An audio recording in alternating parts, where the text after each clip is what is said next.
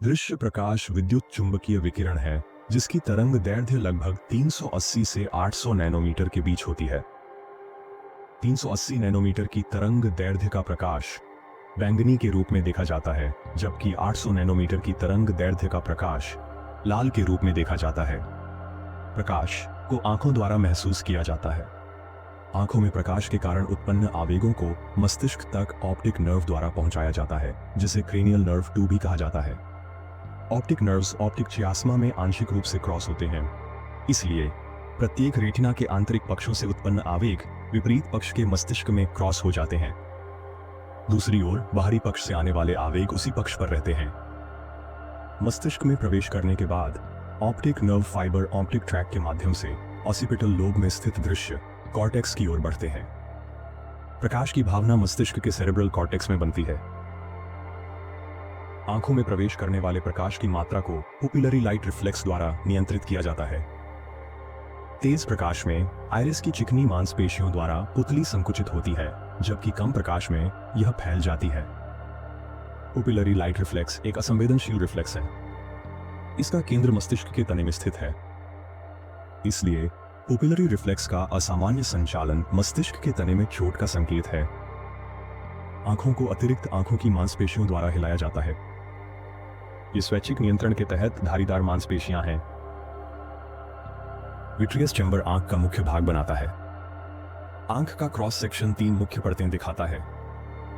बाहरी परत स्क्लेरा है, जो एक बहुत मजबूत संयोजी ऊतकों की परत है जो पारदर्शी कॉर्निया में जारी रहती है।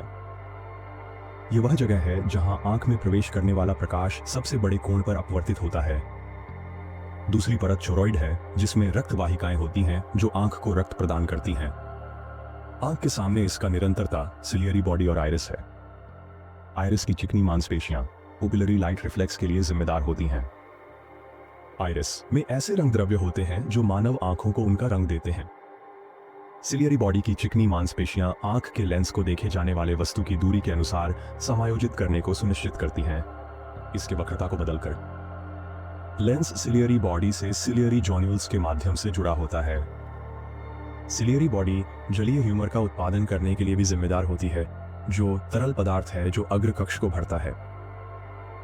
यदि जलीय ह्यूमर का निकास अपर्याप्त होता है तो आंख में दबाव बढ़ जाता है, जिससे ग्लूकोमा होता है। गंभीर मामलों में यह अंधेपन का कारण बन सकता है। सबसे अंदर की परत रेटिना है। यहीं पर देखी गई वस्तु की उल्टी लघु छवि बनती है। यह लेंस द्वारा बनाई जाती है। इसके रिसेप्टर्स को रॉड सेल्स और कोन सेल्स कहा जाता है। रेटिना का वह क्षेत्र जो दृश्य तीक्ष्णता के लिए जिम्मेदार होता है उसे मैक्युला ल्यूटा कहा जाता है। इसके केंद्र में केवल कोन सेल्स होते हैं, जबकि किनारे के चारों ओर अधिक रॉड सेल्स होते हैं। ब्लाइंड स्पॉट वह स्थान है जहां ऑप्टिक नर्व रेटिना से होकर गुजरती है। यहां कोई रिसेप्टर सेल्स नहीं होते।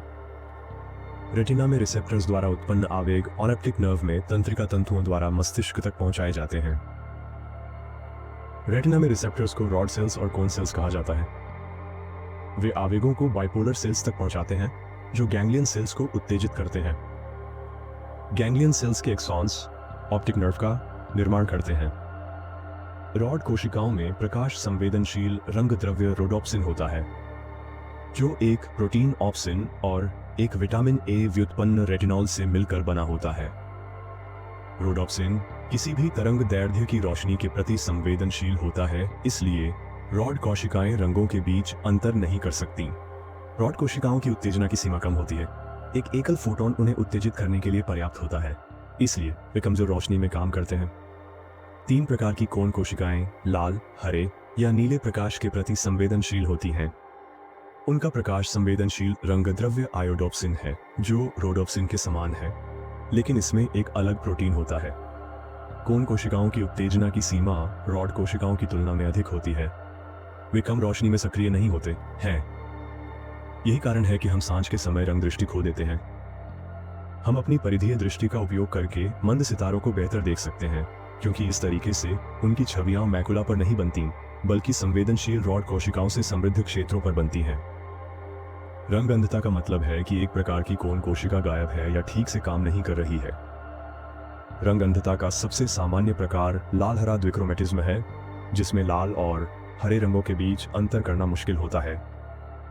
जब तीनों प्रकार की कोन कोशिकाएं शामिल होती हैं तो पूर्ण रंग अंधता या मोनोक्रोमेसी होती है। अंधेरे में कोन और रॉड कोशिकाएं लगातार एक न्यूरोट्रांसमीटर ग्लूटामेट को रिलीज करती हैं, जो बाइपोलर कोशिकाओं को ब्लॉक कर देती है। रोशनी रिसेप्टर कोशिकाओं को हाइपरपोलराइज करती है, यानी एक विद्युत आवेग उत्पन्न करती है। ये ग्लूटामेट की रिलीज को रोकता है, इसलिए बाइपोलर कोशिकाएं अनब्लॉक हो जाती हैं और वे क्रियात्मक संभावनाएं उत्पन्न करती हैं।